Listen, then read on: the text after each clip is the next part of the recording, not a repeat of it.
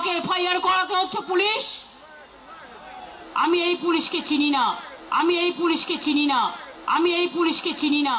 আগেই কলকাতা হাইকোর্ট স্পষ্ট নির্দেশ দিয়েছিল তারামণ্ডলের কাছে ক্যাথিড্রাল রোডের একদিকের লেনে সভা করতে হবে। মমতা বন্দ্যোপাধ্যায়ের নেতৃত্বাধীন কালীঘাট তৃণমূল সেই নির্দেশ অমান্য করেছে।